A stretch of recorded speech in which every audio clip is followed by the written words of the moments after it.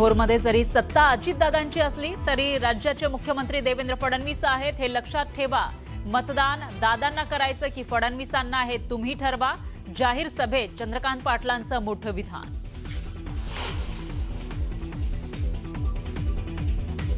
कोणत्याही पक्षाकडून अल्पसंख्याकांना मंत्रिपद नाही, मात्र मी हसन मुश्रीफांना मंत्रिपद दिलं। धाराशिवमधील सभेतून अजित पवारांचा सर्व धर्म समभावाचा नारा। उदय सामंत भाजपमध्ये जाण्याच्या चर्चा खोट्या, योगेश कदम यांचा दावा। तर पश्चाताप होणार नाही हा शब्द देतो उदय सामंत यांचं स्पष्टीकरण।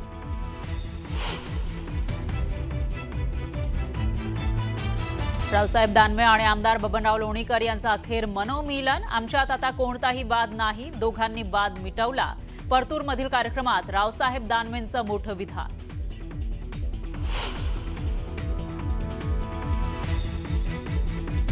नवी मुंबईतील नेरूळमध्ये अमित ठाकरेंनी शिवरायांच्या पुतळ्याला केलं अभिवादन। तर मी केलेल्या कृतीचा मला अभिमान असं म्हणत पुतळ्याच्या अनावरण प्रकरणी आलेली नोटीस स्वीकारली।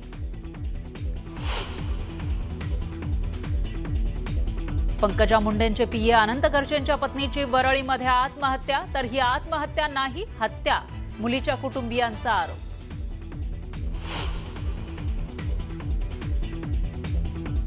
डॉक्टर गौरी गर्जे यांच्या आत्महत्येप्रकरणी पती, नणंद आणि दीरावर गुन्हा दाखल। गौरी गर्जेला मारहाण करून मानसिक त्रास देऊन आत्महत्येस प्रवृत्त केल्याप्रकरणी गुन्हा दाखल। आणि भारतीय महिला संघाची उपकर्णधार स्मृती मंधानाचा विवाह सोहळा तुर्तास रद्द।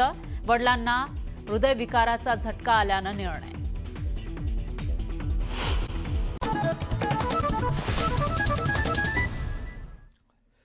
आता ब्रेकनंतर इतरही घडामोडी। भोरमध्ये सत्ता जरी अजित पवारांची असली तरी राज्याचे मुख्यमंत्री भाजपचे देवेंद्र फडणवीस आहेत हे लक्षात ठेवावं। अजित पवार उपमुख्यमंत्री आहेत पण देवेंद्र फडणवीस मुख्यमंत्री, त्यामुळे भोरच्या जनतेने कोणाच्या पाठीमागे जायचं हे ठरवावं असं वक्तव्य चंद्रकांत पाटलांनी केलं।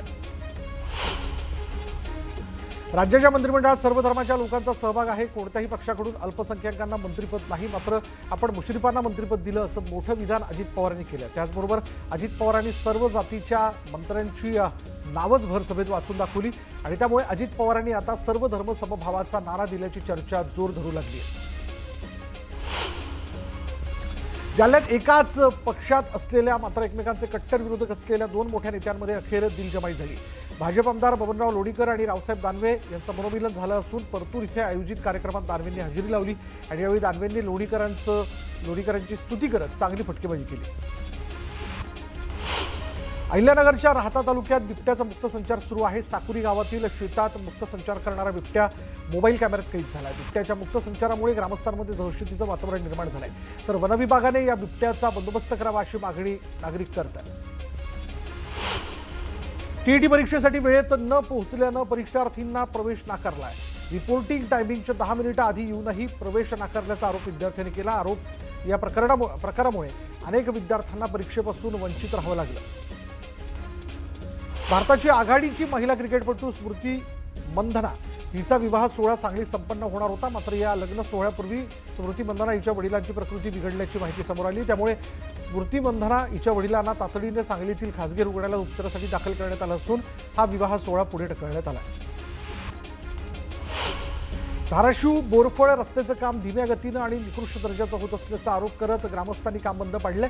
कामासाठी 350 कोटी रुपये निधी देऊनही निकृष्ट दर्जाचं काम होत असल्यानं परिसरातील ग्रामस्थ आक्रमक झाले। पुण्याच्या जुन्नरमध्ये बिबट्यापासून जीव वाचवण्याकरता पळत असताना श्वान विहिरीत पडला। रेस्क्यू टीमकडून श्वानाचं रेस्क्यू करण्यात आलं।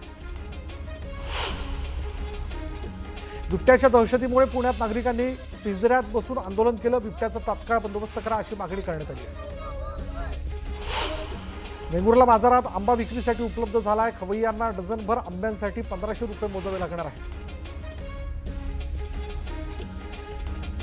जुन्नर शहराच्या ईदगाह मैदानापासून जवळ असलेल्या एका शेततळ्यात बुडून 2 सख्ख्या भावंडांचा मृत्यू झाला। ड्रोनच्या साह्याने या दोन्ही भावंडांचा शोध घेण्यात आला।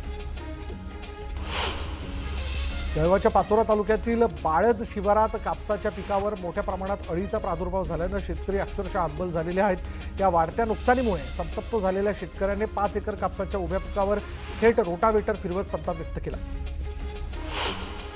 खासदार निलेश लंके यांनी छत्रपती शिवरायांच्या किल्ल्यावर स्वच्छता आणि संवर्धन मोहीम राबवण्याचा संकल्प केला आहे। किल्ले शिवनेरी, धर्मवीरगड, रायरेश्वर, रामशेज, तिकोना, प्रतापगड या किल्ल्यांवर लंके यांच्या नेतृत्वात स्वच्छता आणि संवर्धन मोहीम राबवण्यात आली।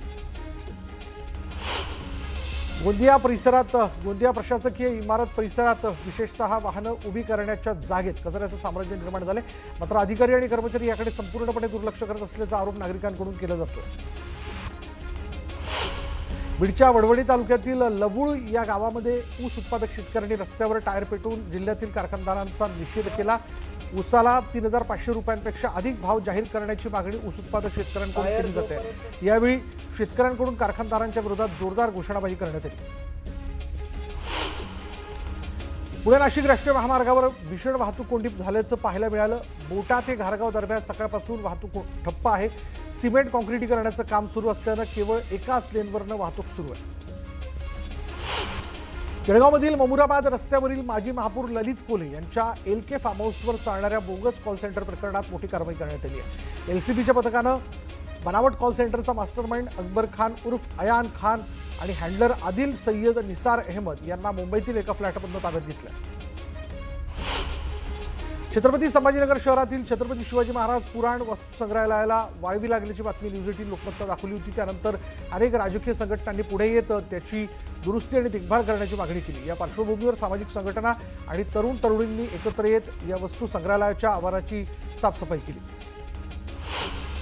साईबाबांच्या दरबारात विदेशी भाविकांची संख्या मोठ्या प्रमाणात वाढताना दिसते। जर्मनी, कॅनडा आणि UK येथून आलेल्या 42 भाविकांनी एकत्रित दर्शन घेत आरतीचाही लाभ घेतला।